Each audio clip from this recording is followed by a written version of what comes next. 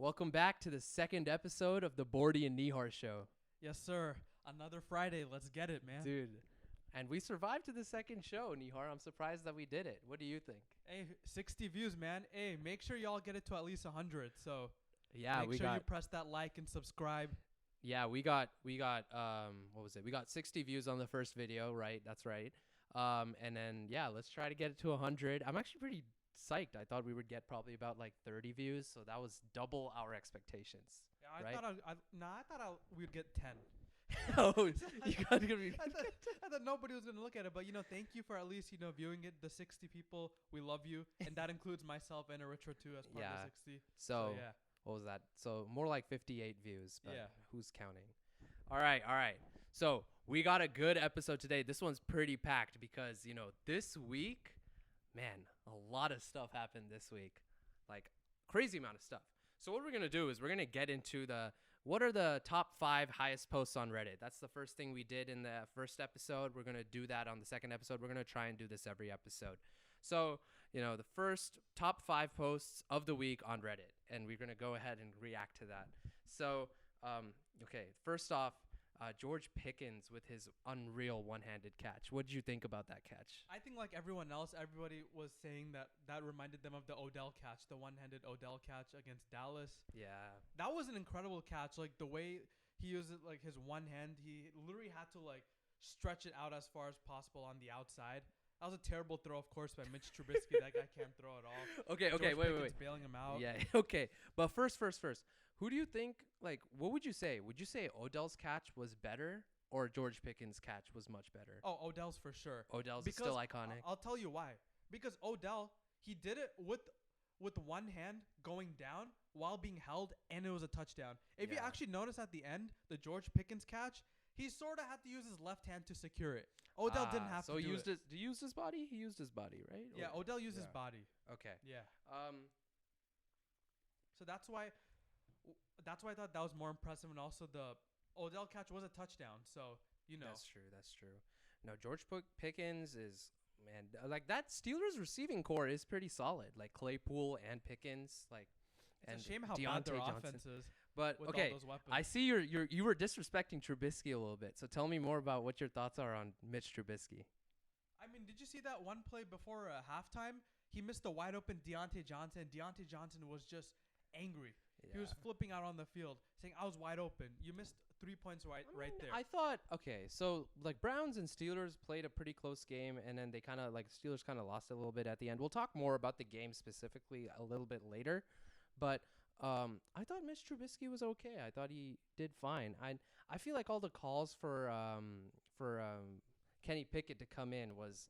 I feel like it's a bit of an overreaction right now. I like that Tomlin's sticking with his guts and he's sticking with Trubisky. What do you think? I'll give it another week. Yeah. I think Mitch Trubisky, he gets one more week, and if he's still subpar, you got to go with the kid, Yeah, well, maybe. But let's move on. Let's see what else is hot. Right now, okay, everyone's going crazy about Kyler Murray. Apparently someone said the greatest scouting report one-liners ever about Kyler Murray was he runs like a toddler that just stole their parents' phone. So, and this guy can't unsee it after that. Does he look like that? He looks like that? Do you think he looks like that when he's running with the ball? I mean, he's really twitchy when he runs, so you couldn't just look at that. I see it, though. I see, he looks like he's, running away with, exactly, he, stole his parents' phone. He's, running for his life. And it's he's, like a little kid waddling. trying to climb the stairs, just trying to waddle the stairs. Just go like that, climb up, But when I saw that catch, I actually saw that live. I was watching that game. I was just saying, oh, my God, is anybody going to get this guy? Dude, how long was that play? It was 20 seconds. At least over 20 seconds. 20 seconds, yeah. I could have gotten a haircut during that time. Could have gotten gotten a little fade on the sides. You know what I'm saying? Could have also had a barbecue within that time too. Yeah, dude, crazy. He literally bro, that defensive line was just at one point they were just watching him because the offensive linemen were there. Kyler Murray was just like he was just fidgeting a bit, and then these guys are just they're trying to push hard to get to him, and then Kyler Murray's like, "Yo, I'm just gonna run it in." I think those defensive linemen got tired because there's no way you could just pass rush for 20 seconds. But is this Kyler Murray or just showing how bad Raiders' red zone defense is? I think it's a combination of both. Kyler Murray, reminds me of a younger Russell Wilson. You know, when Russell Wilson used to, run around and, make something out of nothing. So that you got to give credit to Kyler Murray there. But also, man, the Raiders, I can't. 0-2 now, man. 0-2. Yeah. Well, we'll see. And we just talked about the AFC West. We thought the Raiders would get clicking. I mean, they were getting it clicking. They were up 20-0. But I think usually when they have such a big like collapse at the end, that is a big killer. That's a big killer for the Raiders. And especially in this division, you can't start out 0-2. I know it's 2 weeks. I know it might be a bit of an overreaction, but I mean, Raiders, let's say the Broncos are, and then the Raiders are trying to still figure things out. The Chiefs look great. Chargers look, and then Herbert's hurt, right? So I think it's still early, so we can give the Raiders a little bit of a little bit of hope that they can click it together. This week is a must-win for them against the Titans. They got to win that. It's a must-win for them. 100%. They should win that game. All right, yeah, no, but that going back to that Kyler play, man, that was an insane play. Like if I was supporting the Raiders, I would be like throwing everything around if I was watching that play. Like I'd be throwing things on the floor. I'd be screaming at the TV. You know, like those YouTube videos where they're just like they're like showing like angry fans destroying their TVs and stuff like that. Like that would be me if I saw that play as a Raiders fan. To me, I was just more in shock. Like I couldn't even talk after that. Yeah, I just had like my mouth wide open. I was just, like in awe. You know what I'm saying? Yeah. Because Kyler Murray's just that great, But yeah. No, I mean, insane play. But let's move on, okay? Let's talk about one of the hottest quarterbacks in the news right now, and that is Tua Tagovailoa against Baltimore. 36 out of 50 passes complete, 469 yards, 6 touchdowns, 2 interceptions. That's 124.1 passer rating, Nihar. We might have to start putting him in the MVP talks, right? You think Tua is an MVP? An MVP candidate right now. Yeah, if you have to say after the first 2 weeks, yeah, Tua is definitely in there. Interesting. Yeah, no, that fourth quarter comeback was unreal. Among so many unreal things that happened in week 2, that was definitely one of the top craziest games of week 2. What do you think? How do you let Tyreek Hill behind you twice? I get it once, he's fast, okay. But super twice, fast. You're going to let Tyreek Hill beat you twice going deep? Come on, you can't do that as a defense, especially as a Ravens defense. I think we'll talk about that later. Yeah. We got to talk about the Ravens, but Tua Tagovailoa, he's looking pretty hot right now. He's looking pretty good. That sounded weird when I said it out loud, but Tua you know what? is looking hot. Let's see how he does against the Bills. I know the Bills they're a bit undermanned right now. They're injuries, so this is a good chance for him to prove again why he's, to me, part of that MVP discussion. And 100%. If he could get a win on the road against Buffalo, man. What do you think? With these injuries, maybe. Well, we'll talk about it. We'll do our week 3 picks at the end, and then we'll see how we do. But yeah, I mean, for now, Tua is the talk of the league. So I'm proud of him. He's been struggling his first 2 seasons. Everyone's saying he ain't it. Deshaun Watson was going to replace him, apparently, in Brian Flores. But now he's finally, making it click. I'm really glad he's kind of, showing up to his haters. So good for him. Everybody was laughing at Tyreek when he said Tua's one of the most accurate quarterbacks in the league. It's looking they good. Can't say anything How many right points? now. He had 191 yards receiving, right? Tyreek? No, Tyreek leads the league in receiving No. yards. But in that game, how many receiving? 190. Yeah, 190. Insane. But I saw this. This was very interesting. This is the Dolphins' 21-point comeback on Sunday kept this bizarre streak alive. So since the beginning of 2021, they've won every game against quarterbacks whose last name contains the letter O, and they've lost every other game otherwise. So you think, so some people might say, oh, the Dolphins are winning because of some superstition or some luck.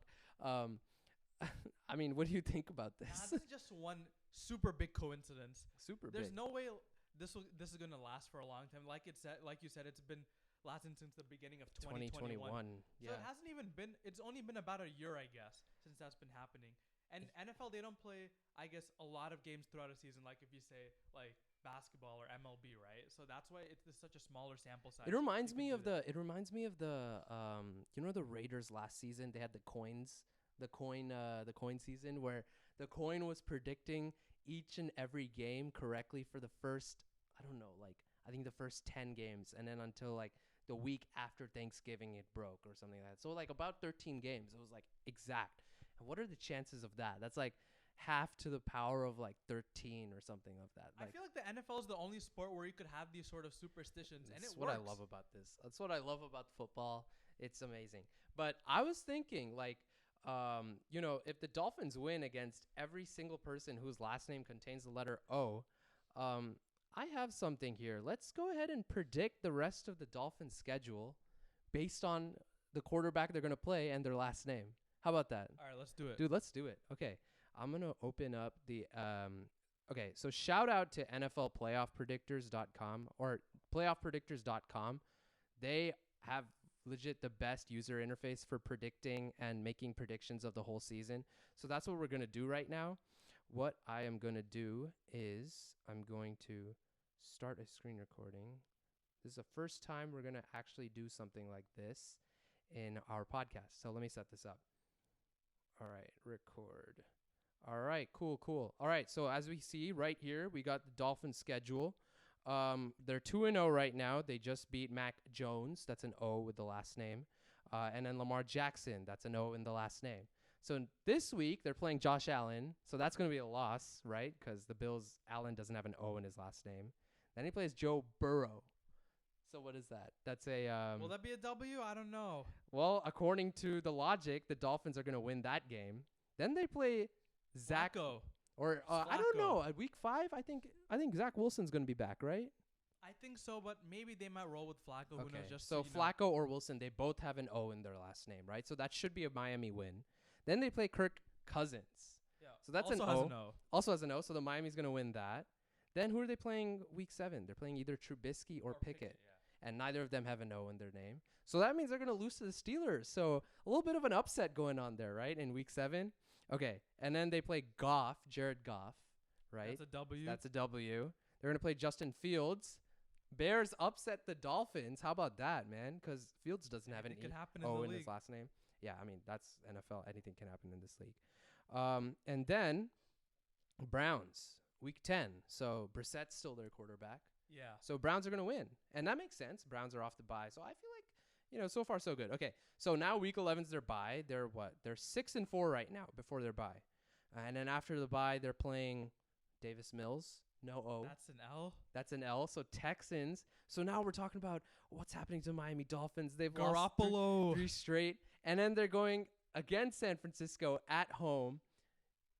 And then it's a O. So that means Miami's going to win that game. Damn, so you wish Lance was your quarterback at that time, If Lance was our quarterback, we should be winning that game. So unfortunately, Niners going to take an L there. And then week 14 against Justin Herbert. So no E, so Chargers are going to take that one. Allen, Bills are going to sweep the Dolphins. And then the Packers, Rodgers. So that's a no. So Tua's going to beat Aaron Rodgers week 16. Then he plays Mac Jones. He's going to win that. And he's going to play Wilson or Flacco. It's probably going to be Wilson then. So they're going to win that. So what are we saying? What's the Dolphins' final record? 10-7. What do you think?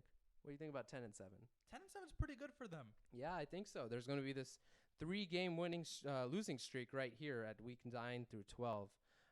And then, losing to the Texans and the Bears as an upset, that's pretty funny. But if that actually happens, 10 wins even while losing to the Texans and the Bears, that's crazy. Yeah, that's insane. So 10-7, and then we say the Bills are probably going to have 13 wins, right? So, yeah, I think they can make the playoffs. It might be close with the Patriots, but I don't think Patriots are making the playoffs. Do you think the Patriots have a winning record? I don't know. I just don't trust their offense. It just seems so stagnant. I don't know. Yeah. But I think the Dolphins could get, the 6th seed here.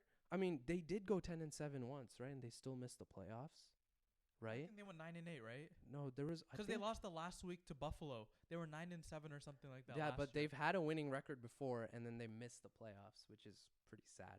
So I hope that doesn't happen this time with Mike McDaniel's team. But I mean, Dolphins look really great right now. They start off what? They start off 5-1, 6-2. So according to this superstition, Dolphins are going 10-7. So, what do you think? That's a reasonable record, even if you take out the superstition. I think that's still a pretty solid record for. You think Dolphins go above that or below that? I mean, I don't think they beat the Packers. Okay. There are other good teams I don't think they beat either. So so maybe a similar record, maybe even worse, maybe 9-8. You think Dolphins might go 9-8? It honestly depends on this Bills game. I think 10-7 is a respectable record. I think the Dolphins could go 10. I think they could go maybe even 11 wins if they keep this up. So, props to the Dolphins. All right. So, what else do we have? We have the last thing that Reddit's been going off about this week. How did Dan Campbell scout Vikings-Eagles on Monday Night Football? And he said, normally, like any fan would, I fell over backwards in my chair drunk after the second half. I couldn't even take notes anymore. Woke up, couldn't write, couldn't even understand my notes. But I'm back in the morning, took some aspirin. We're good. How you feeling about MCDC in Detroit? I mean, the way the Vikings were playing, I would have also probably been drunk and probably passed out too. I mean, Kirk Cousins, he's the most overrated quarterback in the league. I tend to agree with that. I think Cousins, he's a good quarterback, but his thing is he can't win in big games. So whenever you're going to, you think the Vikings are going to win the division, they could, but I don't think they're going to get far in the playoffs because Cousins, he diminishes in these big moments. So Kirk Cousins, very boring play. MCDC, he's writing down his notes. He's drinking alk to, kind of make it easier to pass the time because they've only put up 7 points the entire game. He wakes up, wow, they only scored 7 points. Let's go back to this one pride. Let's go back to the team, and we're going to go ahead and get this W next week. What do you think about Lions-Vikings? Honestly, that's probably the biggest upset alert to me. You think on so? On this I week's schedule. I feel like this could go the Lions' way. Are you buying or you're selling Lions stock right now? I want to wait another game. You're gonna hold? I want to hold on. I want to see if they can beat the Vikings. Okay. I am buying. I love the Vikings. I think the first game against the Eagles was great. They really showed heart at the end of the game. Props to them. So that's why I thought they were going to win. You didn't think they were going to win this week, but Lions did win this week. Against the Commanders, against the Commanders. I might have to revisit that take again, Oh my God. This guy thinks the Commanders are going to win the division. I don't know how you feel about that now, but the Lions do look hot. They look really good. And I'm buying the stock in the Vikings. The Lions. And MCDC, love that guy. I love the heart and I love the character of that team. And I think they're going to actually finally pull off a winning record. You might be right about the Lions. I think I like the Lions. You were talking about how good they were the last episode. Yeah. I was underselling them for sure. But we're all wrong at some time, so it's okay. It's okay. But yeah, we'll see what the Lions do. I love their coach, even though he gets drunk when he should be studying film. But I love that mentality. Cousins, you don't need to study. He's such for a that bro. Guy. I think of MCDC as one of an absolute Chad. He gives me that Chad vibes. So love MCDC. All right. So let's get back to football in the recent times. So we just watched Browns Steelers yesterday. I thought it was a pretty even first half. We had a 14-13 game. Trubisky was looking decent. I was watching with my dad, by the way. So it was like a 14-13 game in the first half, right? Halftime score was 14-13. 14-13. Yeah, Cade York missed the extra point. Yeah. He missed another extra point even after the Jets game. I thought, oh, God, here we go again. This extra point is definitely going to bite them later. Thankfully, it did not. But I thought, How do you make a 58-yard field goal but then miss 2 extra points? I don't get Cade that. York, bro, these kickers, they work so hard on the hardest things, but then the easiest things, they just somehow mess it up. I guess at one point the nerves get to you about these kickers, but yeah, even first half, my dad made a comment that Trubisky and Brissett were looking better than Jimmy Garoppolo. I don't know, they were up at points. Jimmy G's a good quarterback. Yeah.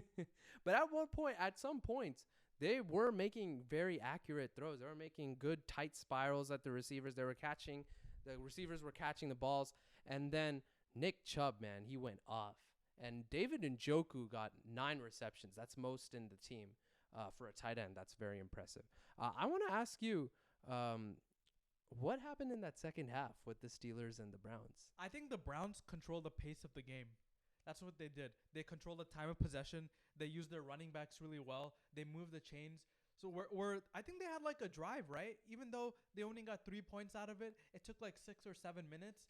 And then right after that, the Steelers had a quick 3 and out. Yeah. So I feel like that is sort of like the momentum killer, you know? And also, I think it's time to say, I think Nick Chubb is the best running back in the league. Oh, I think that, yeah, he's definitely up there as right now he's looking like number 1. Nick Chubb looking like Marshawn Lynch when they have everyone on that guy, and he just moves the pile. He's trying to force them towards the first down marker. Did you see that video of him bench pressing 675? No, dude, that was insane. Did you see that? Yeah, I saw that. And the metal bar, it's bending. Yeah, that was just insane. How many plates do they put on that thing? It's so Nick insane Chubb to cause it to bend. So far this season, Nick Chubb has caused the defenders to miss the most tackles out of any running backs. I think there's like been 31 missed tackles on Nick Chubb or something crazy like that. Man. And also, he's had the most 100-yard games since 2018. Nick Chubb for all running backs. Yeah. But you don't hear people talking about him a lot. You know, they say Saquon, they say Christian McCaffrey, they say Zeke, they say Derrick Henry. I know Derrick Henry is good. He's up there. But he's not doing that great so far, and that's why the Titans are suffering a little bit. But no, Nick Chubb right now, he's definitely making his case as number 1. I remember last season, all the rage was about man, I'm blanking on the Colts running back name. Jonathan Taylor. Yeah, Jonathan Taylor. All the rage was about him, but I think finally this year, all the rage is going to be about Nick Chubb because, man, he looks good. He's making people miss, and he's carrying people past the yard markers. Love that guy. Love him. Yeah. And what would you say he was the MVP of the game? I would say he's the MVP, but, you know, if I had to pick a close second, I think Amari Cooper. Amari Cooper, too. Great catches. Back-to-back 100-yard games for Cleveland Brown hasn't been done since Josh Gordon. Oh, yeah. No, I'm glad that the Browns got Amari Cooper after, you know, losing both Beckham and Jarvis Landry. That was like the coolest wide receiver room in Cleveland. Then they get Amari Cooper from Dallas, so that worked out pretty well, and he's doing good. I'm kind of mad. I benched him back-to-back weeks in fantasy. You benched him? He went out. He goes off in weeks 2 and 3 because week 1 he wasn't playing well. I wasn't confident that Jacoby Brissett would get him the ball that much. Yeah. But man, Amari Cooper, his route running, man, is beautiful. Oh, I mean, the way he gets open. Yeah. It's just pure, Amari it's is crisp. getting open. Amari is making those plays. I'm really happy. So you'd say, you still say Chubb is the MVP, but Amari's a close second. Yeah. Honorable mention. Okay. Yeah, I agree. I think Nick Chubb was the MVP of that game. I thought for the first half onwards, just based on the first half, it was looking like David Njoku was going to be MVP. Well, what do you think about David Njoku in this game? He had a really good game. You know, like usually I haven't been able to see that consistency from throughout all these years. Yeah. But I really feel like he's going to start picking up. And he's been on the Browns for a while. He was on that 0-16 Browns team.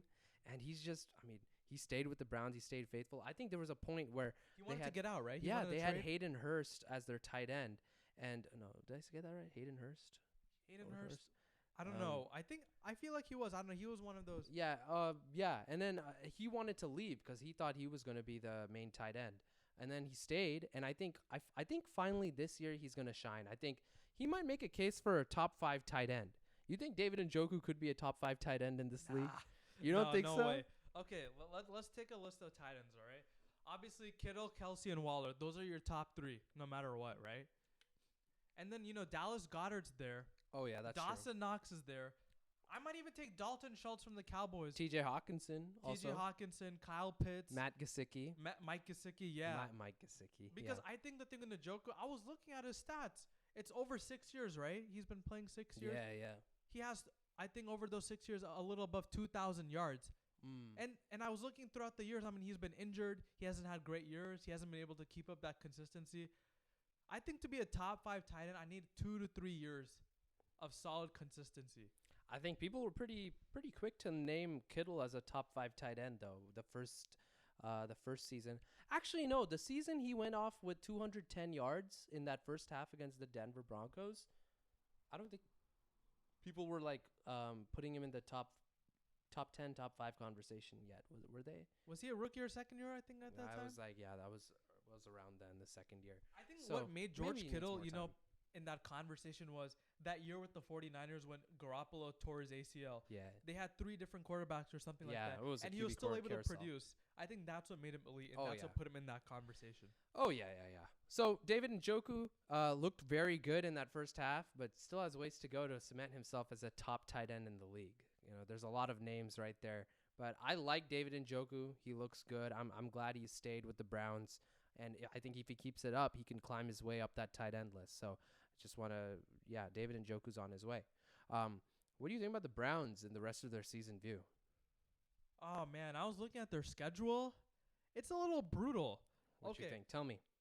I was looking, right? The Yep. Falcons, I think Falcons is a winnable game. The Chargers without Herbert's winnable. Even the Patriots are winnable, too. You got 3, kind of winnable games. You think the Patriots is a winnable game? I mean, the You're Patriots, pretty low on the Patriots. yeah, Huh? I just don't buy into it. I think Mac I think Jones that's a got close worse game. as a quarterback. Oh, you think so? Yeah. I think Mac Jones has stayed the same, but people are just starting to figure him out a little bit more. Yeah, I don't know. I just never bought into the Mac Jones hype. And also, like I said about Mac Jones before, I feel like he's like one of the most unaesthetic quarterbacks. Yeah. It's not fun to McCorkle. watch him play. It's like he doesn't have an arm, right? Yeah. And even when he does throw, he throws into double coverage. I'm like, dude, what are you doing? No, I think he's like a very bench line. He's a very low ceiling, low floor quarterback, and it's the best bet for somebody who wants to draft a quarterback, and they're paying the price now because the Niners want to draft him at one point. No, I don't believe those rumors. There were I don't heavy think, rumors, right? It was Mac Jones. I don't think. And then Trey Lance all of a sudden, right? I don't think those rumors. I don't think those rumors were true. There's no way we were gonna trade up to number 3 to draft, a worse Jimmy Garoppolo. So it didn't make any sense to me. But going back to, Mac Jones and the Patriots and how they'll do against the Browns, I mean, I feel like Bill Belichick should be smart enough to make it a close game. You think they'll win. I think the Patriots might edge that out because the Patriots always, they always get some bit of reckoning because, they have one of the best head coaches of all time coaching that team. But look at these next 5 games, okay? After those 3 I said. Tell me after the Patriots game. They got the Ravens, they got the Bengals, they got the Dolphins, they got the Bills, and then they got the Buccaneers. Oh that my 5 game God. That is brutal. Oh my God. So I think these next 3 games you got against the Falcons, Chargers, if Herbert's not healthy, and the Patriots, you got to win these games. I mean, they all look hard, and they're winnable though. They're winnable. But those next what 5 are they? They have 2 wins right now. Should be 3-0. They should go. How many wins do you think they should get before Deshaun Watson comes back? So Deshaun Watson's back week 12, right? Against the Texans. Yeah, against the Texans, he's back. You know what? If you win these next 5 games, next 3 games. Sorry, you Just go 3. 5-1. How many games left? How many games left before Watson? Watson's back? How many games are back? It was week 3, right? So 8 more games. 8 more games. So they're currently 2 wins.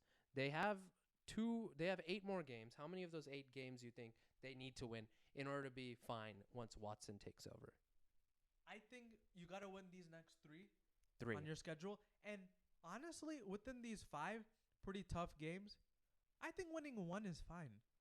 Really? 1 out of these 5. You'll have 6 wins before Deshaun Watson's out. So that Okay. means you'll have week 12, until what? 18. Well, so- 18. So you have like 6 more games left Yeah. approximately And with you win Deshaun. about 3 or 4, could sneak a wild card spot. Yeah. 5 plus, 6, 9. Yeah, 9, 10 wins. That's all the Browns need. The Bengals are still looking a bit shaky, but the Ravens are, still good. Steelers are also struggling a lot. So, I think they just need to win the half of their remaining games, and they should win the division maybe, potentially, or get a wild card spot. I think that's totally fair. Yeah. Yeah, but just 100%. watch out for the Ravens and the Bengals. I'm Ravens still and not going to Bengals. count the Bengals out yet. You don't think you're gonna call the Bengals Yeah. out? Okay, we'll talk about the Bengals a little bit later, but we'll just talk about the Steelers. How do you think the Steelers gonna look You got to start Kenny Pickett soon. soon? After this week, I mean, look, even if the Steelers win, but it's like in a really bad effort, it's a really close game against the Jets. Even if they win, you got to start Kenny Pickett. Yeah, I mean they need to win that game, right? Because if they don't beat the Jets, they're looking really bad, and this is gonna be the first time in Mike Tomlin's history of coaching of having a losing season. losing record as a head coach. I mean, that's what you get when you sign Mitch Trubisky in free agency. You could have had Jimmy Garoppolo. You could have signed him. You could have. The Steelers could have asked to trade for him, right? Yeah. They could have. I don't know, maybe because they thought shoulder Trubisky surgery? was back, and they wanted to, take a chance on Kenny Pickett. But is Kenny Pickett gonna just sit this year and then wait for a year to develop, similar to what Trey Lance did, or you want to just throw him in the fire right now? Trey Lance is in a much better organization, right? As of right now. Okay. And also Jimmy Garoppolo is much better than Mitch Trubisky. I'd rather have him. So Trey Lance could learn the Shanahan system. He could sit behind Jimmy G. I think that was better for Trey Lance. But Mitch Trubisky, I think for a guy like Kenny Pickett with so much untapped potential, gotta start him sooner or later. Gotta start him soon. How many wins do you think the Steelers have if they put, Pickett versus keeping Trubisky for the rest of the season? I mean, I'm looking at their schedule right now, the Steelers. It's kind of brutal after this Jets game, Yeah. They got the Bills, the Bucks, the Dolphins, the Eagles, and the Saints. Oof. Those are 5 pretty tough games. Oh, yeah, and they got the Bengals right after that. So that's 6 games right there that are not easy, especially with the mediocre quarterback play. I feel like, look, maybe Pickett may not win you a high percentage of games. He'll win you more than Trubisky, but not as much, not a higher percentage. And he's getting the experience he needs. Yeah. And I feel like Kenny Pickett could be like a spark, Yeah, and it could galvanize the team to actually do exactly. better. But, the TJ Watt injury is really killing them. I think I saw a stat somewhere that Steelers are winless when TJ Watt is out with an injury. Yeah, they haven't won their last 2 games without him. So Yeah. And then a couple of games before, when TJ Watt was injured, they lost all those games. So they clearly need TJ Watt to be coming back. And how many more weeks he got left when he's coming back? Or is it still undetermined? I don't know how long TJ Watt's out. I think they said, 6 weeks? 6 weeks. Yeah, so 6 weeks he's going to be they're going to struggle. These are the next 6 weeks. Apart from the Jets, they are all very hard teams. They're all playoff teams. Or they're all basically playoff teams. With the TJ Watt out during this portion of their schedule, that's going to be even tougher for them, even with Kenny Pickett. So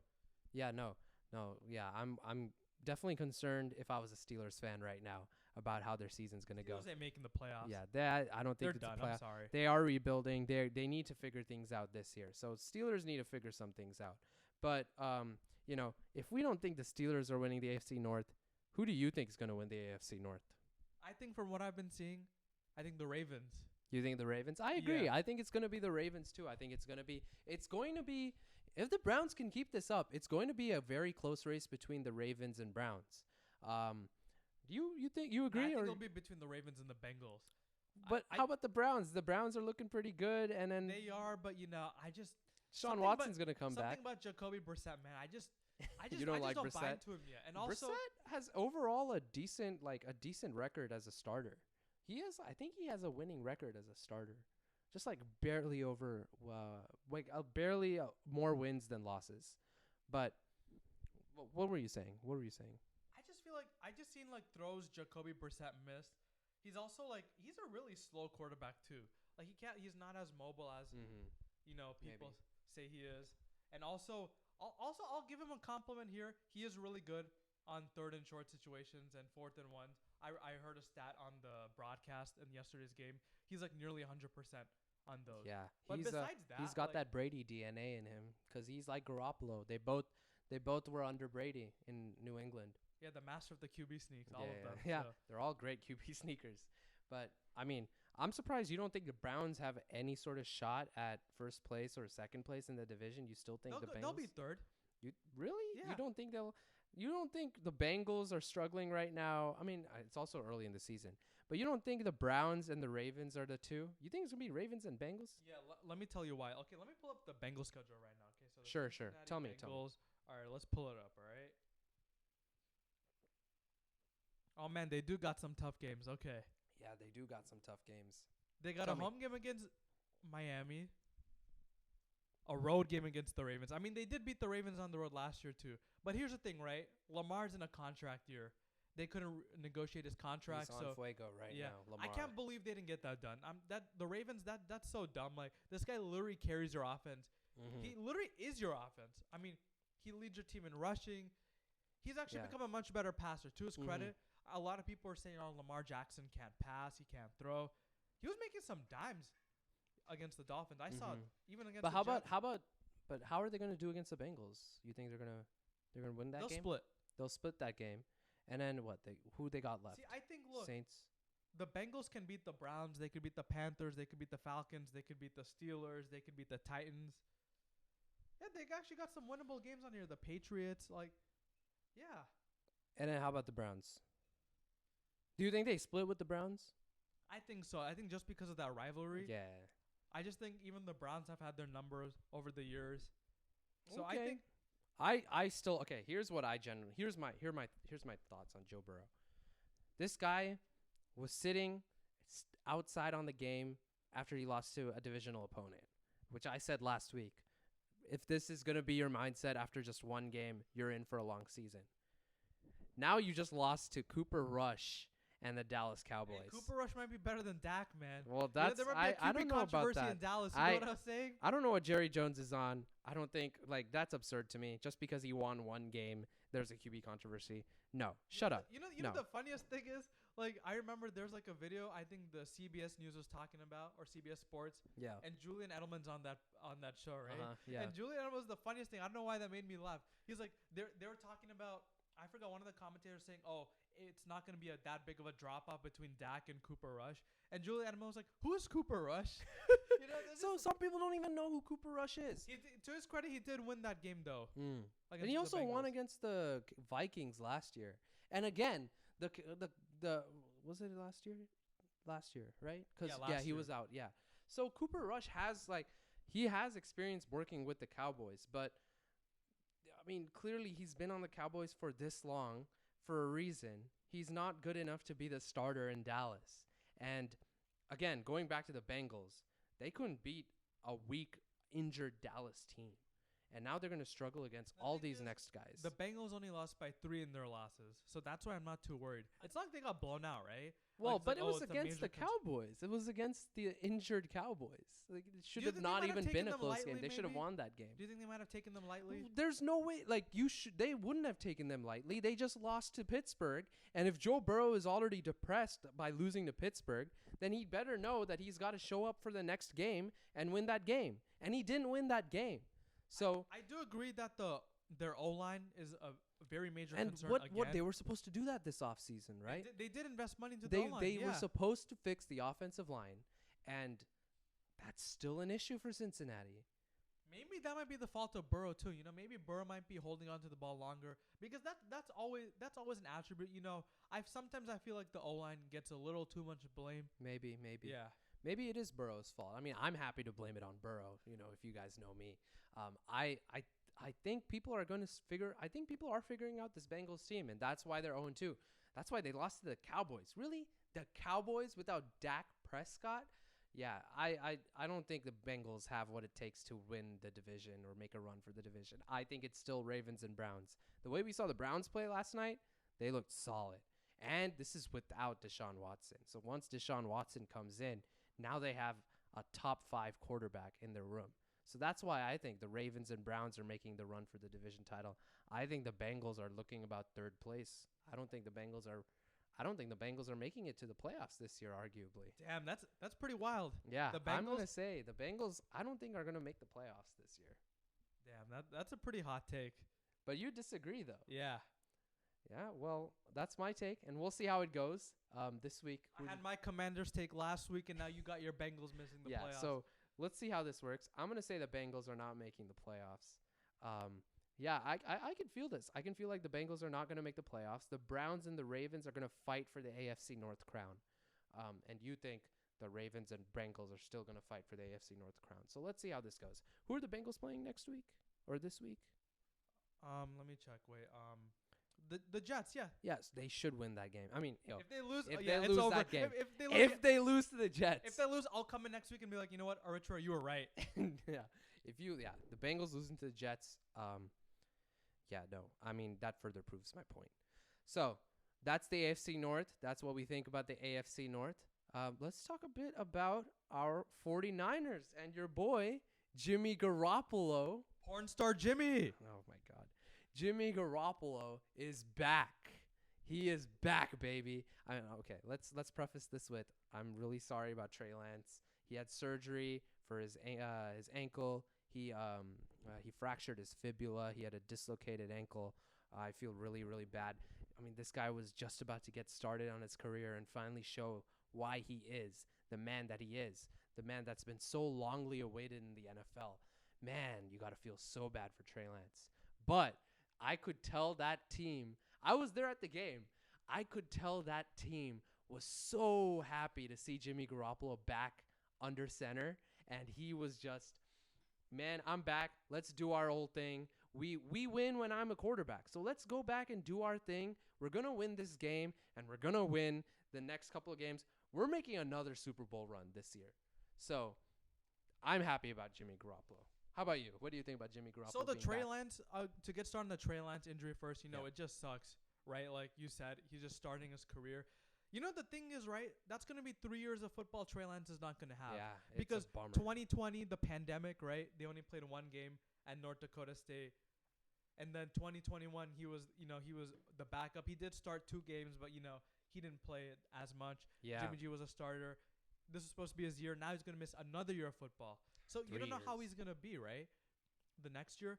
But, I hope he bounces back. I hope, he has good rehab, good training camp, all that. And I think he will. He has the right mindset that he is going to be fine. He'll be back. But you think Trey Lance, if Jimmy Garoppolo takes them to another run in the playoffs, a deep run in the playoffs, which he has done when he's healthy twice. Actually, the only 2 times, because the only 2 times he's healthy, they've had a deep playoff run. Do you think Trey Lance is going to be back as the 49ers quarterback next season if Jimmy Garoppolo pulls it off again? Here's my thing. You ready for this? Hit me. Trey Lance should request a trade. Oh my God. If Jimmy G makes a deep playoff run, I think Trey Lance should get out of there. I'm serious. This man is on his 3rd year as a rookie. Yeah. So he's going to request a trade still on his rookie contract. Yeah, get out of there. Let me tell you why. Kyle Shanahan, that was a terrible play call, by the way. 2nd and 8 running between the tackles. Like, you saw what happened to when Kyle Shanahan was the offensive coordinator with the Redskins. You saw what happened with RG3, right? Yeah, he abuses his players, man. Yeah. I can see it. I know that he got mad in the press conference when he was like, you see Josh Allen play. They do that a lot in Buffalo. So go watch some other football don't do games. that a lot in Buffalo. So Kyle But Shanahan even when was they kinda do wrong it, about it, they do it safely, and they do it with a pretty tall, pretty buff quarterback. Josh Allen's a freak of nature. He's Like, a freak of you can't compare nature. Josh Allen and Trey Lance in terms of physique. Yeah, I think it's too early right now to compare those two. Trey Lance is a young guy. He needs to develop. He needs to get healthy. He needs to be surrounded by people who don't push him to the breaking point. And that's what Kyle Shanahan's doing. That's why this 49ers team has always been so injured ever since Kyle Shanahan's been their since Kyle Shanahan's been their head coach. Yeah.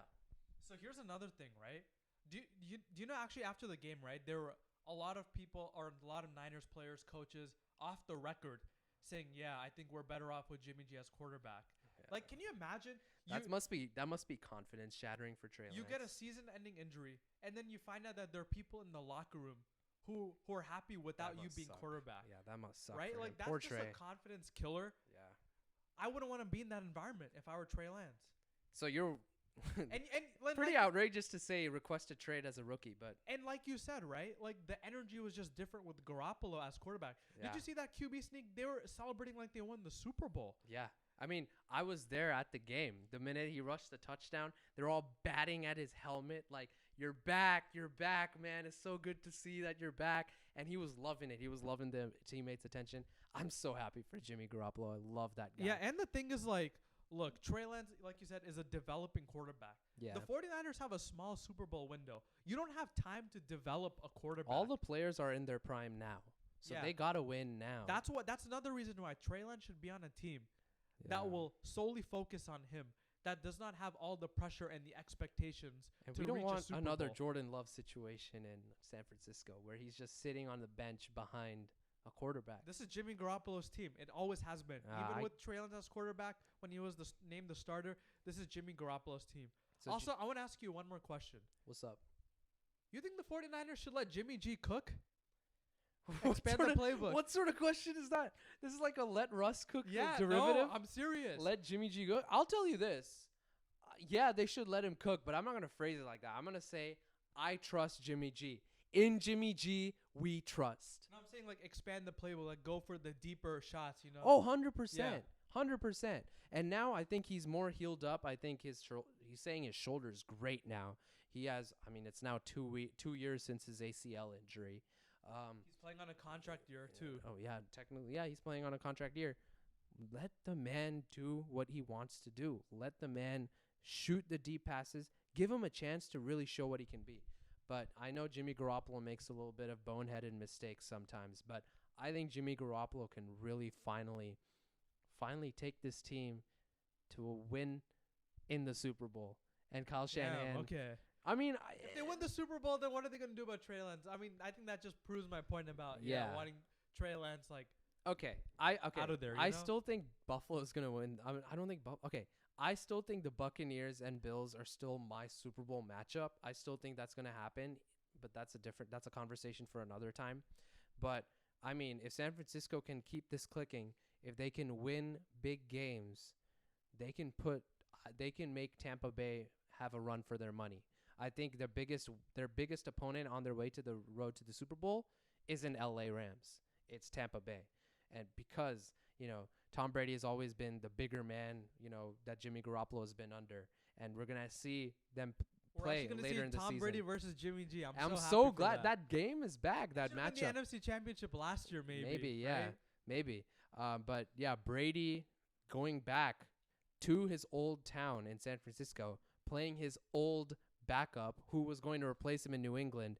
That game's going to be so fun. But let's talk about the game that is coming this Sunday night. Prime time game. Your Denver Broncos are playing my San Francisco 49ers. Who do you think is going to win? So here's the thing, right? I initially picked the San Francisco 49ers. So me and Aritra, we always put our game day picks right before the game. Every Saturday, we always put in our picks. We always have a spreadsheet, where we put all our picks in. So I put the 49ers in there. And then what's crazy, right? I think that night, it was like, I swear, it was like 12 a.m. or 1 a.m. I just had this epiphany. I was like, man, I can't do this. I can't put the San Francisco 49ers on the Sunday Night Football. Russell Wilson, I can't do this. I feel like I'm betraying my team if I pick the 49ers. So I was like, you know what? I'm picking the Denver Broncos. Dude, I'm picking prime time Russ. Dude, prime time Russ is the best quarterback in the league. Prime time Russ is easily the best quarterback in the league. All right, here's my take. If Trey Lance was not injured against the Seahawks, I would have picked Denver to win this game.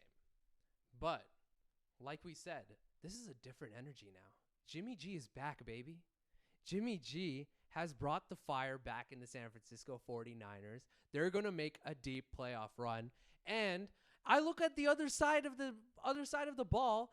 Denver, Nathaniel Hackett can't figure it out in week 1. Week 2, Nathaniel Hackett, the fans are chanting the play clock. They're going 5, 4, 3. They're booing the team that's supposed to be a Super Bowl favorite. They are barely beating the 0-1 Houston Texans. It was like what? It was 6-6 in the third quarter, end of the third quarter.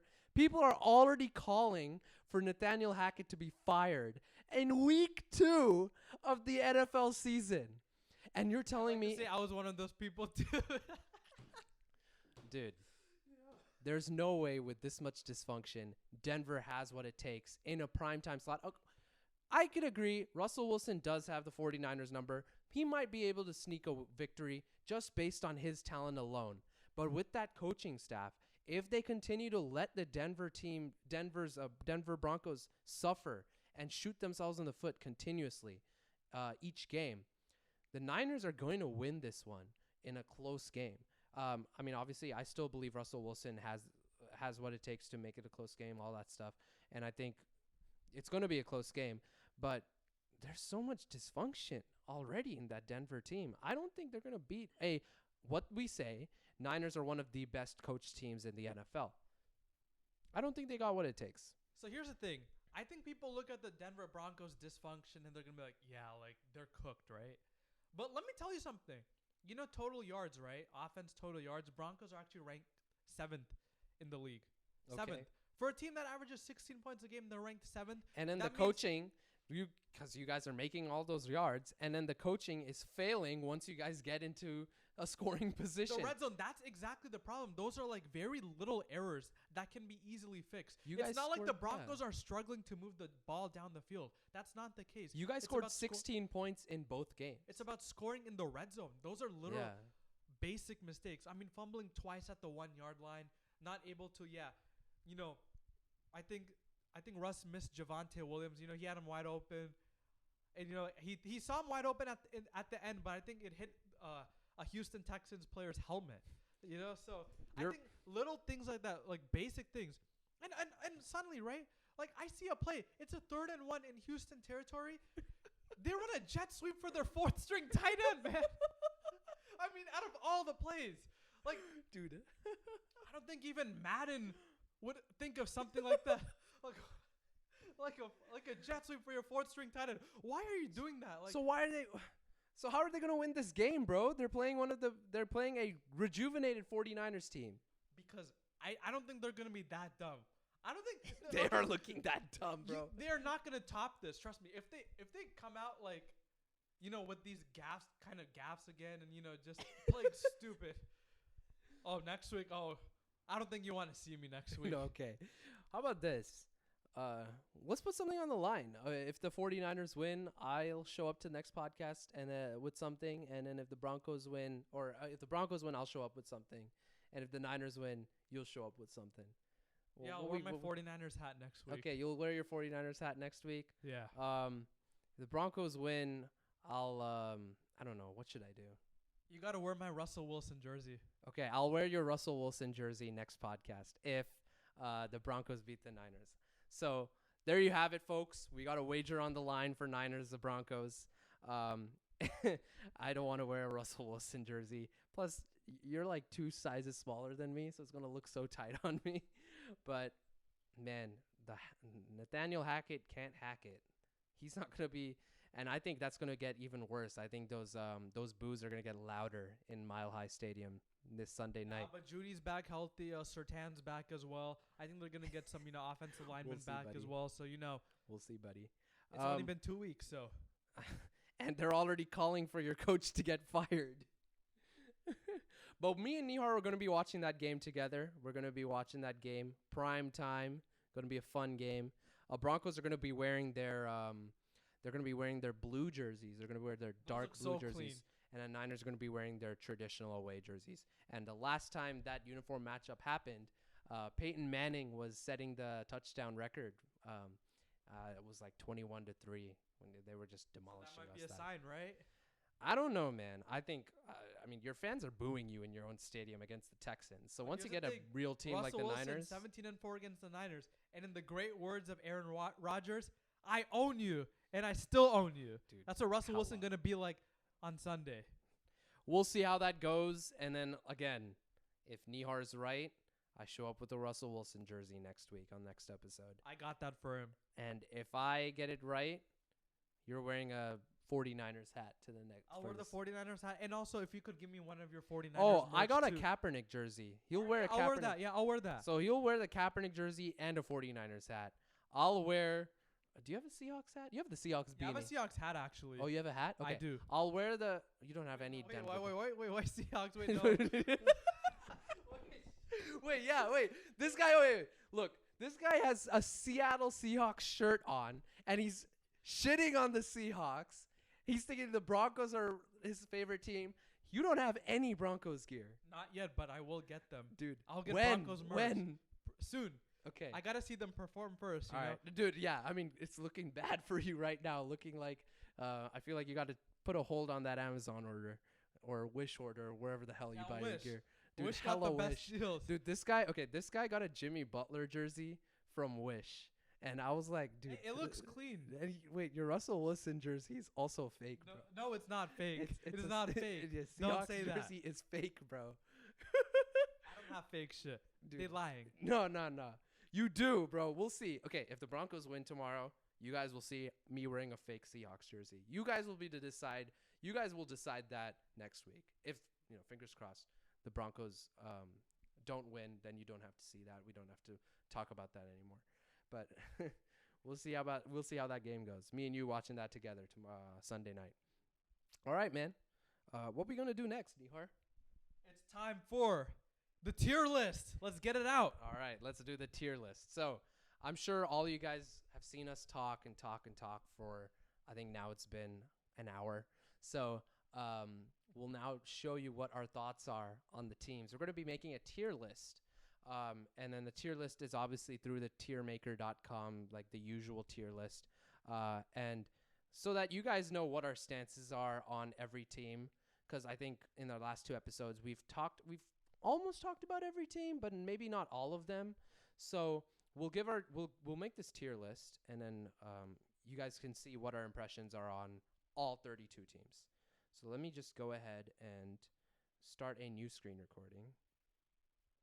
All right. Here's the tier list. We got it right here for you, and we're just gonna go down this list of people. So let's talk about the Cardinals. Where are we putting the Cardinals? The tiers are Super Bowl contenders, playoff teams, mediocre / solid, bad, and terrible. What about the Cardinals? I'm going to put them at mediocre to solid. I think I was going to put them at bad if they lost to the Raiders, but I think the Cardinals really showed heart. So okay. Yeah, I mean, I think it's very close between playoff team, mediocre, solid. Kyler Murray keeps this up.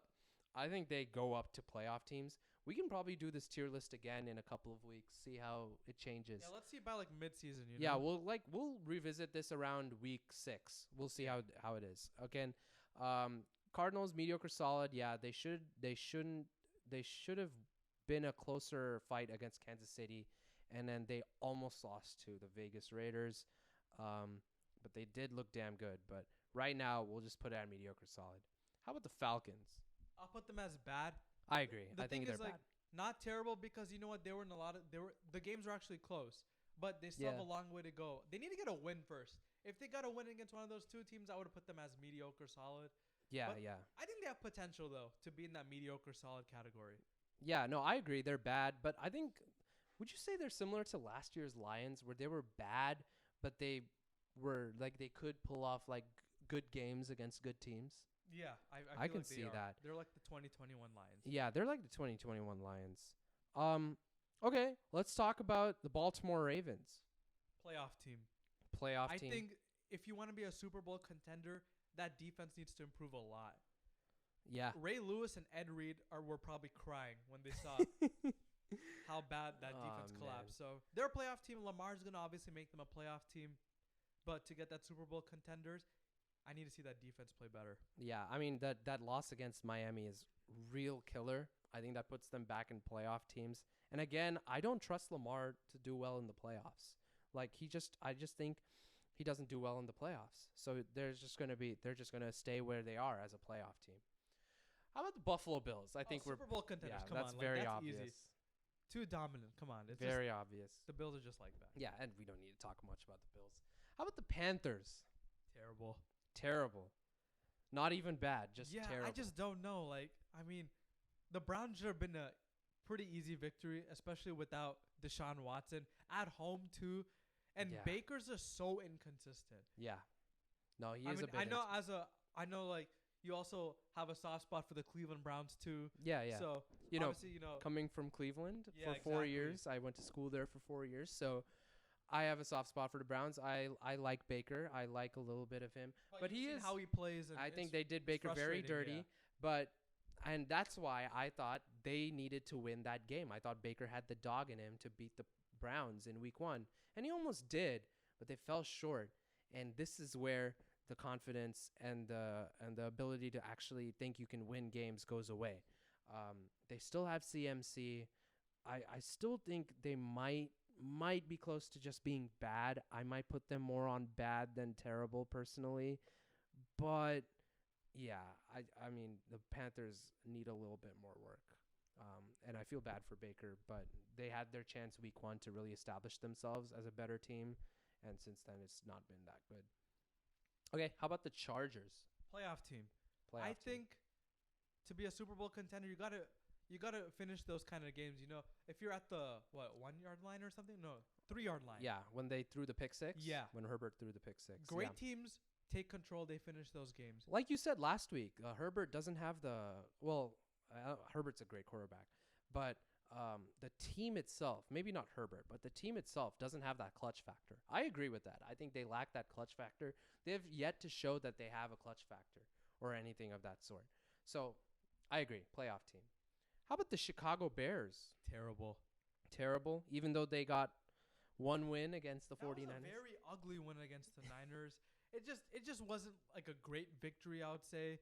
I know it was against a really good team, but you know, with that weather, I felt like that favored the Bears. And also that Packers game, man, like Fields only threw like 10 or 11 times. Like, I don't know what kind of offense they're running. It was 4th and goal at the 1 or like 4th and inches. They ran a shotgun. Yeah, I don't know what they were doing. They tried to sneak that. I don't know why you just couldn't, you know. No, the Packers game knocked the Bears back into where they've always been. So, I agree. Terrible team. The Bengals.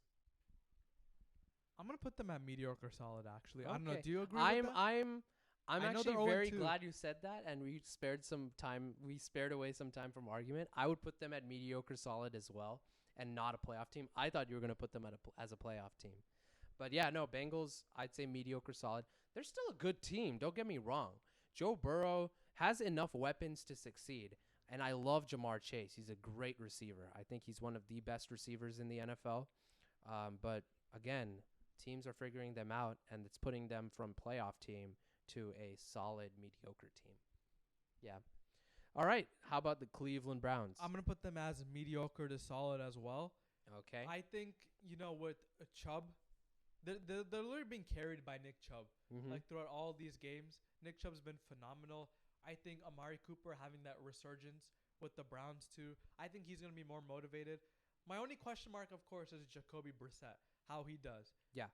I'd say right now, yeah. Solid, yeah. I'd say right now I would put them at mediocre solid, but just the aspect of Deshaun Watson coming back, and obviously Deshaun Watson's all that stuff about Deshaun Watson's horrible, but at the end of the day, he does win football games. He is a good athlete, and he is a top 5 NFL quarterback. And the fact that he's gonna come back after 12 games, I would put them as a playoff team. But I would put them as a playoff team once I see enough in Week 10, Week 11, Week 12, where they have enough wins to be a playoff team and fight for that division championship with the Baltimore Ravens. But right now, yeah, the quarterback is not there with Jacoby Brissett. They're still a mediocre solid team. They'll win games until Deshaun Watson comes back. Then they should be a playoff team. How about the Dallas Cowboys? Bengals wouldn't put them in that mediocre to solid category. If you said after week 1, I would have said either bad or terrible. But I think that was a really good team effort by them against the Bengals. So you're saying Dallas goes to mediocre solid? Yeah, and also like having Micah Parsons there, that guy is just something. He's just unreal. That's a bit high, I think, for the Dallas Cowboys. I would put them as bad. But then again, they did win one game without Dak Prescott. There's all these things about a quarterback controversy, which I don't buy. But I guess since they beat the Bengals, it makes sense to put them as mediocre solid. I would probably put them more towards bad, but I'm okay with that. I'm okay. Okay. I'll put it. Yeah, sure. Let's put it at bad right now. Let's talk about Denver Broncos. Mediocre to solid. Okay, thank you. Thank you. You're sparing me a little bit of pain today. I agree, mediocre solid, and the only reason they're not bad is because Russell Wilson. Yeah, like, I think the thing is that they're not a bad team because, like, they're able to, like I said earlier, drive the ball down, you know, at least, like, you know, get yards and, you know, have a consistent rhythm on offense. Mm-hmm. It's just, you know, there are always those little delay of games here and there, red zone struggles. So it's those little things. The coaching that is can make them messing a playoff team. Yeah. No, I agree. Mediocre to solid. That's a fair place to put them right now. Detroit. I think I'll put them mediocre to solid. Yeah. I think, you know, they showed a lot of fight against Philly. They could have won that game, you know, if they had one more possession maybe. Yeah. and also that win against the Commanders, that was impressive. So, yeah. Yeah. I'll be fine with that. A little bit, me being a little bit happy and a little bit biased would probably put them as playoff team because I just like that the Lions being good all of a sudden. But I mean, if we want to be realistic, I'm fine with putting them as mediocre to solid. But let's talk about the Houston Texans. Terrible. Terrible. Put them on the bottom, yeah. I know they almost beat the Colts, but I think the Colts are next, so they're also going to be terrible too. We'll so just put them Colts, both. Yeah, put the Texans and Colts as terrible. Okay, both of them are terrible. Tell me a little bit more about the Texans and Colts, Nihar.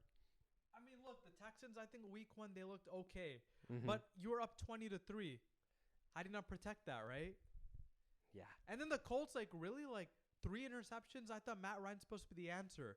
Like, right now he has 1 touchdown to 4 interceptions. Yeah. No, he's not looking great. He was supposed to be better an than upgrade Carson over Wentz. Carson Wentz. Yeah, I think Carson Wentz is somewhere, laughing right now. So All right, Jacksonville. I'm going to put them as mediocre solid because they shut out the Colts and they almost beat the Commanders. Oh, yeah. So I think they've been actually playing pretty decent, actually. Right, yeah. They're I mean, not right bad. I don't now, think they've right been now, playing they're bad. right Yeah. now they are number 1 in the AFC South. So,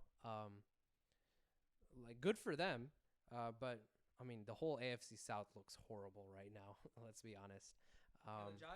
The Jags are the look like best. Super Bowl contenders compared to all those We teams. put the Jags as Super Bowl contenders right here. No, we'll put them as mediocre solid.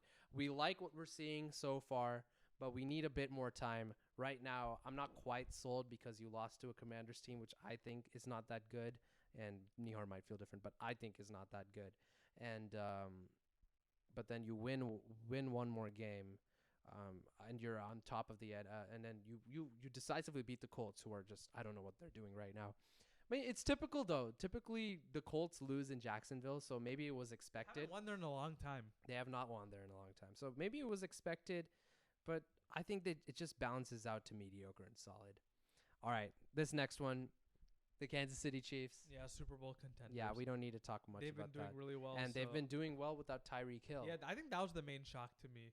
Yeah. How they'll do without Tyreek You Hill. were but saying last week that Tyreek Hill, they were going to feel missing Tyreek Hill, but so far it has not really been that case. So far that hasn't been the case.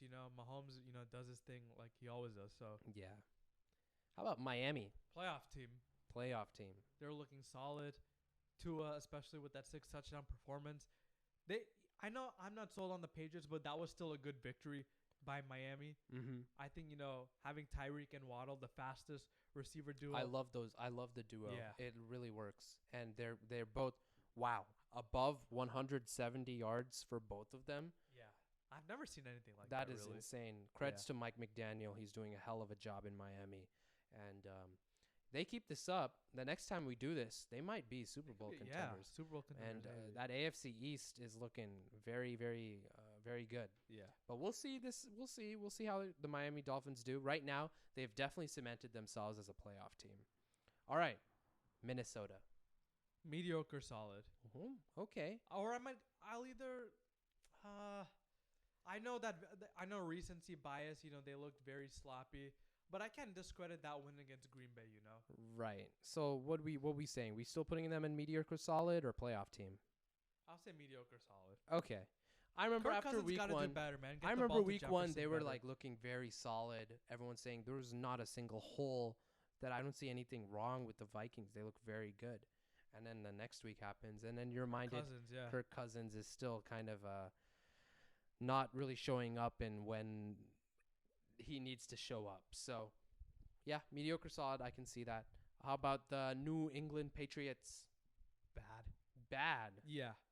Wow. I mean, it's a bit harsh. They had a very even their win against the Steelers, that was kind of lucky. Because if you actually remember, 7 of their points were because one of the Steelers' kick returners or punt returners, he hit his helmet, and the Patriots got good field position, and they were able to score. Okay. They weren't able to actually drive the ball down the field really well. Mm-hmm. Mac Jones threw another interception. Yeah. And I think the Patriots are low-key a dysfunctional team too. Wow. Yeah. I know they're not happy with who's calling the offensive plays, right? It's Matt Patricia. Yeah, Matt Patricia. Yeah, something's wrong with I them. don't know what they're doing. He called out Darius Slay. Like, look how Darius Slay is playing now. He even called out Quandre Diggs too. Look at Quandre Diggs now, all pro safety. He got a nice contract extension. Like, Matt Patricia's like not likable, and it's proven that he's been wrong. And also Kendrick Bourne, they didn't utilize him in week 1, and even Jacoby Myers was also saying in public, like, hey, like sometimes I question how we attack these defenses. Like, you never see this in a Belichick team, right? Everything's always under wraps. Everything's always kept internal. It's very tight knit. You don't have a quarterback for people to look up to. Yeah. And you don't have a guy who's disciplined in that roster. I mean, a head coach can only do so much, but once they need a player to lead by example. Yeah. So I agree with that. I think Patriots are struggling a bit in that aspect, but I just think Bill Belichick should be putting them at least as a mediocre solid, in my opinion. But based on their performances, the Steelers are not looking that great, and the Miami Dolphins absolutely clobbered them. I'd fine. We can put them at bad. I might feel mediocre solid, but based on the results so far, we'll put them as bad. Let's talk about the Saints. I think I'll put them as mediocre solid. I know they had a very bad game against the Bucs, but they had a very impressive comeback against Atlanta. They were frustrating Brady a lot in that game, to be fair. It was literally 3-3. Yeah, it was for a long time. So their defense is like and Jameis really Winston is playing with 4 vertebrae being broken. I don't what know are they doing? Played that game. And also, like, I think the Bucs, right? They only had that one offensive touchdown by Brady to pair him. And that was only like a offensive touchdown. Another one was a pick 6 by Winston too, like he always does. Like, we've seen that. So I'll still put them as mediocre because their defense is like amazing. So yeah, their defense is doing one hell of a job. And they're frustrating Brady. He's throwing every time you see a Brady versus the Saints game, you're seeing him throw tablets and stuff. So yeah, sure. Let's talk about the Giants. The Giants. Mediocre solid. Mediocre solid. I got to see more, man. I know it's the Giants, 2-0, but I need to see it with a better schedule. Like Daniel Jones got to be better. Yeah. I mean, they are, to be fair, they are 2-0. And they don't look like a playoff team.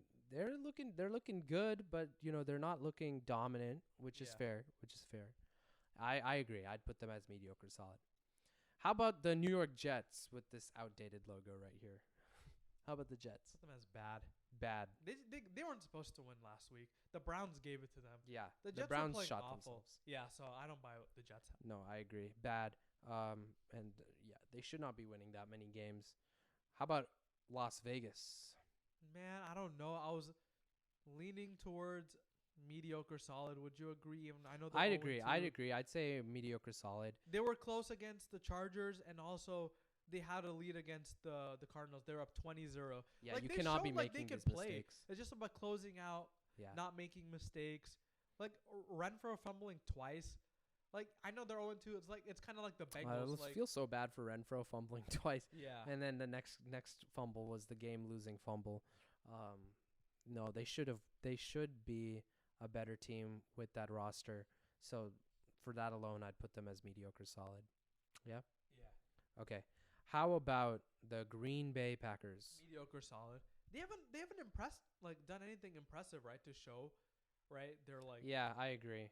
Doing something great. Like, yeah, that Bears victory, I mean, you're supposed to beat the Bears. They just seem like they're on autopilot. Yeah, I don't know. It's just I got to see, with the better schedule. Hey, if you beat the Bucs, I'll put you in that playoff category. Yeah, this next game is going to be very telling for the Packers.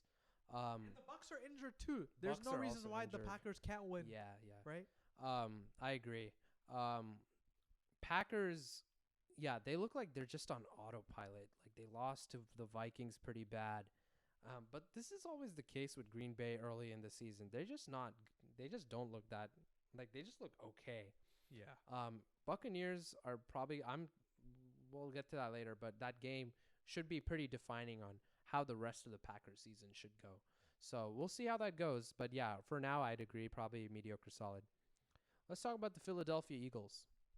Super Bowl contenders. Wow. Yeah. Super Bowl contenders. They're looking That's a dominant. bit crazy. Their offense is running really well. Hurts and having Miles Sanders in there too. You know what I'm saying? And AJ Brown looks great. having AJ Brown, like adding that just That was a brings big, a whole big thing new for element them. into that offense. Yeah. I'm glad they used Devontae Smith. Week 2 they didn't. He had 0 catches. They have a great receiving core. Yeah. They do. Super Bowl contenders, though. What do you think? You think they're more of a playoff I team? think they're more of a playoff. You want to move team. them to playoff? Let's move them to Sure, playoff. let's move them to playoff team. But it's interesting. It makes you think a little bit about. I feel like because we Super need to Bowl put one contenders. NFC team in there, right? Well, we got a little bit more left, but how about this? We'll put them there for now, and then we'll see how the rest of them go, and then we'll see if we want to move them a bit around later. Okay. All right. Let's talk about the Steelers. I'll put them as bad. Bad. Because I don't think they're terrible. I mean, you've seen flashes of good football here and there. They forced 5 turnovers against the Bengals. Yep. I mean, they have the weapons. They have the potential to be a playoff team, actually, Mm-hmm. if considering their roster. But their offense is just, I don't know. It's just very underwhelming. So they're bad to me. They're not terrible. Yeah. I think they have okay, if TJ Watt was still on this team, I think this is a either solid team or potentially fringe playoff team. But unfortunately, they're clearly struggling. Arguably, their defense is being a bit problematic right now, which is usually not the case with Pittsburgh. And because their receivers look great with Pickens, especially, the highlight reel with the one-handed catch. Get him involved more. That was Get like him his involved, yeah. I don't think he caught. He only had everything like after 2 that, right? Yeah, he only had 2 catches. Yeah, 2 or 3 catches. Yeah. So, yeah, no, they can figure things out, but right now, yeah, you're right, they're bad. And then they still have the QB. They kind of have a QB controversy. Pick it. Yeah, I still think they roll with Trubisky, but each their own. LA Rams. Mediocre, solid. Wow, that's a bit right rough. now, I mean, look, they got blown out by the Bills, right? They looked awful, and they nearly blew a 28-3 lead against the Falcons. Against the Falcons Falcons. almost reversed that. You Yeah, know what I'm they saying? So Falcons reverse Falconed. Yeah. and I still have to see more of their offense with Allen Robinson. This is a little newer team, right? I think losing Von Miller hurts them a lot. Yeah. And Bobby Wagner, yeah, he's a great player, but they have to adjust. Yeah, They haven't convinced Von Miller's me. in Buffalo now, and now they got Bobby Wagner from Seattle. They should be as good of a team, if not better. But right now they are looking very mediocre. I am very biased as a Niners fan, but yeah, the Rams are not looking that great, unfortunately. Fortunately for me, unfortunately for the Rams. I agree. I think they're a mediocre, solid team.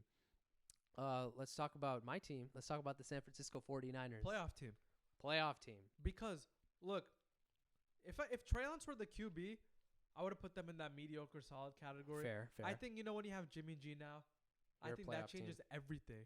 It's they have a whole new confidence, whole new swagger, everything. They just, for some reason, they just rally around Jimmy G. You know what I'm saying? Yeah, they love Jimmy G there. And people weren't kidding. Jimmy Garoppolo is that guy. The Niners love him. The players love him. I'm really happy he's back, and he's getting all the love that he deserves. I'm biased. I feel like I just said earlier, right? I think the Niners could win a Super Bowl this year now that Jimmy G is back because I trust Jimmy G. I love Jimmy G. Jimmy G is love. Jimmy G is life. But I would put them as a Super Bowl contender personally. But I'll give you a little bit. We've got to see a bit. Fine, we'll give it a little bit more time. We'll put him a playoff team. Okay, Seattle. Bad. They haven't scored an offensive touchdown in the last 6 quarters. Yeah, as you say this with a Seahawks shirt on. I need more football merch. I can't keep wearing Seahawks here anymore. For those watching, we'd appreciate you mailing us any NFL gear for a fan in need. He is in need of new football merch, so go ahead and email him not email him. You can't email stuff, but mail him NFL gear because this man is starving right here with Seahawks merch, and he's saying the Seahawks are a bad team. Or in the comments, at least recommend something I should buy. Recommend things for him to buy. I know there are people out there who want to get him stuff, so recommend him some stuff. So yeah, going back to Seahawks being bad with you in a Seahawks shirt. Go ahead. Yeah, so like I said, not having an offensive touchdown the last 6 quarters, DK Metcalf, did you see him on the sideline against the Niners? He was just angry, I think, at times because, he felt like, he wasn't getting some calls. He wasn't getting the ball thrown his way. And really, like, that trick play with DJ Dallas, like, you're driving the ball you down the got three field. running backs I literally in the laughed backfield. when that And then they threw an interception. That was so I'm funny. like, I don't know why, like, you're trying to be all cute there. Like, just run, like, a normal red zone offense. Here's the thing. So Seattle and Chicago, I think, are in very similar positions where they won very, like, surprisingly week 1, and then they kind of got games, yeah. they kind of got knocked back into what was expected. Reality. Yeah, knocked back into reality in week 2. But what makes you put Seattle higher than Chicago? Because they both have the same story, pretty much. But you're putting Chicago as terrible. I You're just putting like Seattle's roster better. I Okay. feel like besides their quarterback, they're actually pretty well built roster. Yeah, so. I think he still did pretty solid, right? Yeah, except despite losing, only despite putting that 7 points. interception and like, Yeah, he did okay, but he did okay.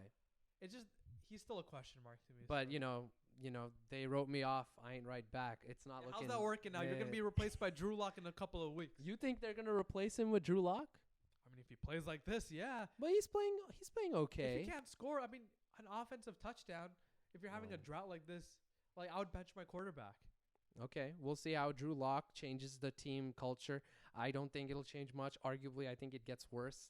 I think they just should roll with Geno Smith for the whole season. So, but I agree. Seattle's a bad team. Not terrible because their roster is good enough to be a bad team, as you can tell. But let's talk about a not bad team, the Tampa Bay Buccaneers. Playoff team for now. Playoff team. No, I can see that. I just think that, look, I need to see them with the full roster. Yeah, they got 2 victories because of their really good defense.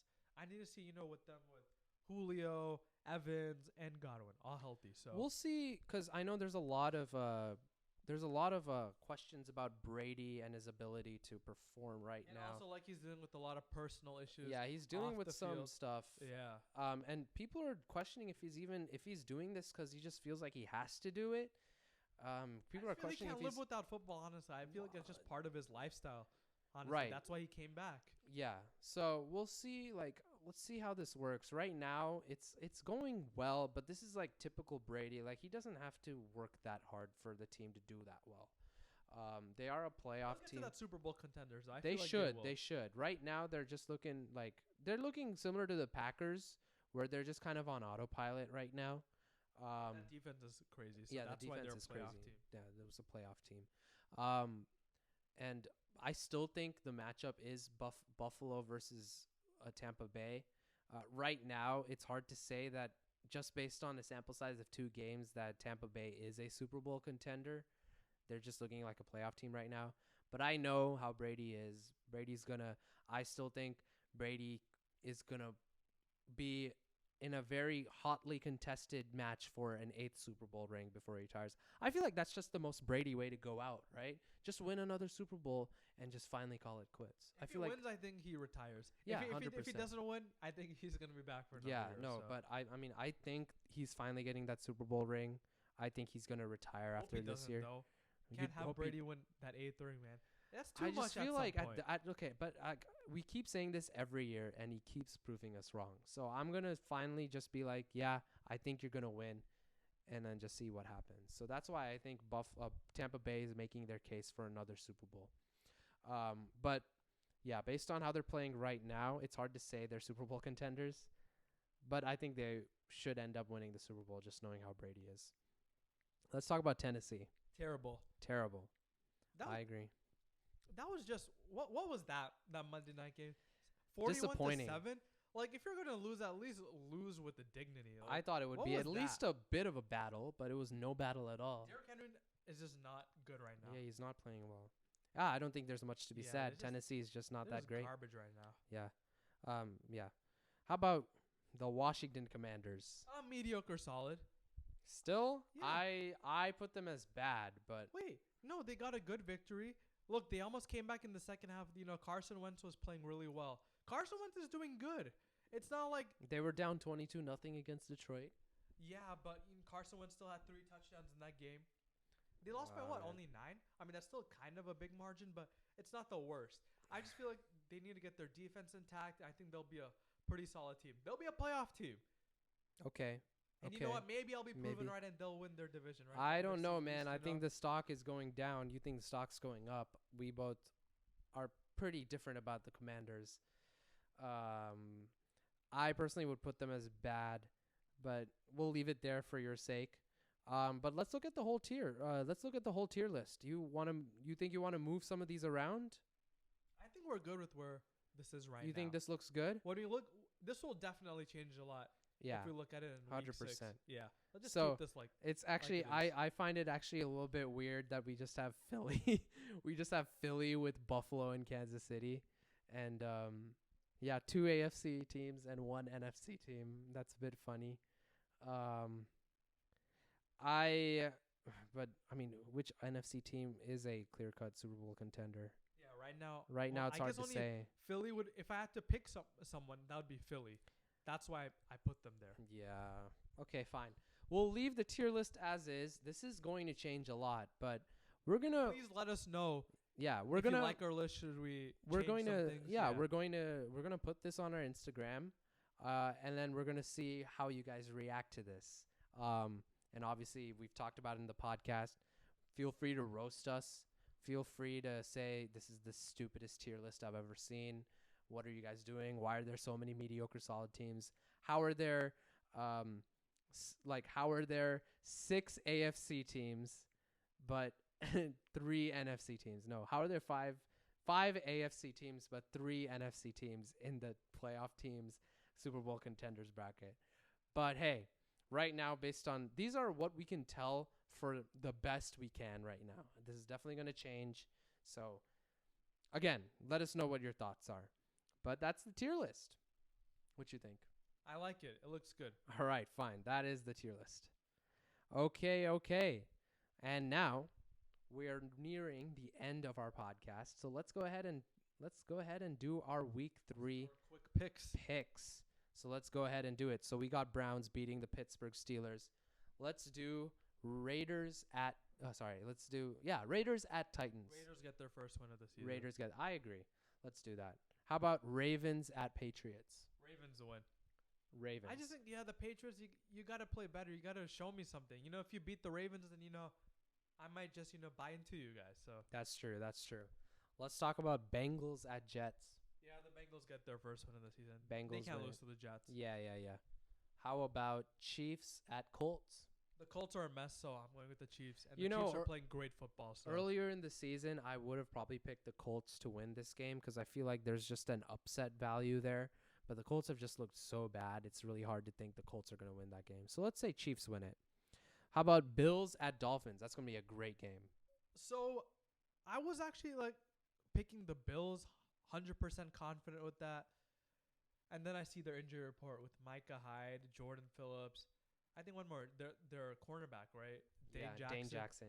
Which is a Horrible really injury. Felt bad so bad injury, for him, yeah. I don't know. Do we have to switch to the Dolphins this time, or are you going to stick with the Bills? I think this is going to be a high-scoring game. I think both teams are going to be in their 30s for this one. I'm going to think 38-35 Buffalo. I still think Buffalo wins because Buffalo is still king in the NFL. I think I'm going to give the edge to the Bills. So let's give it to their offense Buffalo. is just too overpowered. But I won't be surprised if Miami wins, and I think Miami could definitely win this game. It is in Miami, But I mean, it's hard to bet against the Bills. I'm going to still pick the Bills. It's going to be a high-scoring game. I'm definitely going to want to watch that game. That's going to be a great game. All right, Jaguars at Chargers. Is Herbert playing? I actually don't know. Is Herbert going to play? I think he's still day-to-day. Let me check. All right, yeah. Herbert is still questionable against Jacksonville. So, what do you think? You think the Chargers lose if he doesn't play? If Herbert's out, I think the Jags pull this off. Wow. Okay. Yeah. I'm gonna wait till the official status report. Let's say if he's questionable now, let's say he's gonna play against Jacksonville. So we're gonna just say he plays. let's just say he plays. They're gonna win. Okay. Then we'll say Chargers gonna win. How about Texans at Bears? I got the Bears. Oh really? Why you got the Bears? I don't know, just at home and also I don't know, man. The Texans are just not good. All right, here's what I think. Close game against the Colts, who everyone thought is going to be the AFC AFC South winners. They're going to be the division kings. They tie that game. Arguably one of the garbage overtime play, but they tie that game. And then they play a close, low-scoring game against Denver, which tells me they got a pretty damn good defense. And I think Houston can finally win one. I think people severely underestimate Davis Mills and his ability as a quarterback. I think Texans win this game. All right, you can put the Texans on there then. Yeah, sure. But we'll split. We're split on that pick. Yeah. So Nihar got the Bears and I got the Texans. So let's do that. Niners Broncos. Obviously, we talked about this. We're split on that. We're split on that. So again, if he wins, if he gets the pick right, I'm wearing Seahawks gear next episode. And if I win, he's wearing Niners gear next episode. I don't know why I'm wearing Seahawks gear. No, just a Wilson jersey. Okay, fine. We'll just wear the Wilson jersey. But okay, fine. For now, let's just say we're split on that too. Me Niners, him Broncos, obviously. And then we got Lions at Vikings. Damn, I was gonna put this as one of the upset alerts, but I think the Vikings will bounce back. Yeah, they need to bounce back. They got to win that game. Jefferson's gonna have another crazy. I mean, game, again, so. I'm not gonna be surprised if Lions win. I'm gonna be really very very happy for the Detroit Lions if they can win, because that's just putting more stock in their playoff ability. Yeah. But yeah, I think I'm also gonna lean towards Minnesota winning that game. All right, how about Eagles at Commanders? Commanders are Oh taking my this God. W. How? How are the Commanders gonna win this? Because they're at home. It's the Carson Wentz revenge game. Oh, okay. He's I gonna can be see like, that. you know what, Philly, you did me dirty. I'm better than Jalen Hurts. I got my weapons. And we're gonna whoop your ass. Arguably, he should be more angry at Indianapolis, not Philly. So Nah, they have a statue of his backup quarterback in Philly. okay. All right, fine. So how about this? They did him dirty. Yeah. Okay, so you're thinking the Commanders are going to win, which I don't think that's going to happen at all. Yeah, they will. You're still on this Commanders business. I got Philly. I think Philly's going to win, Right, obviously. Put Philly on there. So Philly is going to be, I mean, we put them as Super Bowl contenders, but they're going to lose to a Commanders who's a bad team or a mediocre solid team. It could be a Super Bowl contender. I and mean, to still be lose. fair, it is a divisional game. Division games are always random and weird, where a team you don't think is going to win is going to win. Carson Wentz got this. I believe in my boy. All right, I think the Eagles got this. But Saints at Panthers. That's also a pretty tough game, actually, when you think about it, to call. I think the Saints win just because of their defense. Right, the defense is crazy. Yeah, Baker, man, yeah, I think you're benched after this game. Whoa, you think Baker's going to be benched? 0-3? 0-3, but who Bad do they got? offense? Who do they got? Same. Darnold? I They're mean, going to bring out Darnold. They're going to bring out the Reddit r/the Darnold is going to go insane. I mean, he's not that much worse than Baker, or he might be just slightly better. So it's not going to make a difference, but at least they need something new, like a change of scenery. That sucks, man, because this guy just got ousted out of Cleveland when he was playing decent for them, and now he's going to get benched after being over 3. I think it's too early to bench Baker, but, I do think New Orleans is going to win. So I agree with the Saints pick. Let's talk about Falcons at Seahawks. I think Falcons get their first win. Yeah, I think they're playing very well. Really well, yeah. They're playing above their expectations. So they should be able to they should be able to win against a less good team or a worse team with the Seahawks. I don't know why I said less good. But yeah. No, we're in agreement with that. Yeah. All right, how about Rams at Cardinals? I got the Rams. You got the Rams? I think the Rams have been beating the Cardinals. They won their last 5 or 6 against them, right? Yeah. And also the Cardinals got very lucky against the Raiders. I still believe the Rams, maybe. they still have their Super Bowl core. Mm-hmm. I think the Rams are a team that'll bounce back, and by next week they'll be I could put them in that playoff tier, Yeah, maybe. Yeah. Here's the thing, though. I still think it's an NFC West divisional game. I think every team splits. I got the Cardinals winning this one after how crazy of a game Kyler Murray played against the Raiders. I think the Cardinals got what it takes. Cardinals don't have a good defense though, so. But it's gonna be a hard fought game. But I just the way how divisions work, I think Cardinals can win. But again, it is I'm Rams could win as well. But I personally am going to put my stock on the Cardinals. Okay? All right, this one's going to be a fun one. How about Packers at Buccaneers? I got Tampa. I agree. I got Tampa too. I know some of their receivers are out. Mike Evans suspended. But that Bucs defense is really good. Yeah. And I feel, Brady, you give him – is Julio playing? I think Julio might play, is right? Julio playing? Let's check if Is Julio Jones going to play? I know Evans is out. Godwin's out. They are looking pretty beat up on that aspect. Play, right? It is going to be a game time decision for Julio Jones. Yeah, I still believe the Bucs in their defense. I just trust them more. Okay. And, the Packers, I feel like you said, they're on autopilot mode. So, I think both of them are on autopilot mode, but one of them is going to finally wake up this Sunday. Yeah, I think it's going to be the Tampa Bay Buccaneers. All right, and then Monday night, we got the Cowboys at the Giants. Giants going 3-0. Giants going 3-0. I'm Yeah. here for it. I think the Giants are also going to go 3-0. And, I'm happy for the Giants. They're finally getting some bit of wins there, and they're finally getting things clicked up. You think so? Yeah, I think after this week, though, we'll have to see how they keep up that consistency. Because, they've been they've won good games, but, they've been very close games, sloppy victories. So yeah. All right. Well, that's it for episode 2. And we finished 2 episodes of the Borty and Nihar Show. We hope you guys like it. Hope you guys are interested. And hopefully we weren't boring this time or last time. I don't know. Yeah, my bad for my voice. I got a case of the sniffles right now. So yeah, Nihar has my COVID. voice is a little congested. Nihar has COVID right now, and we're in quarantine. So send help.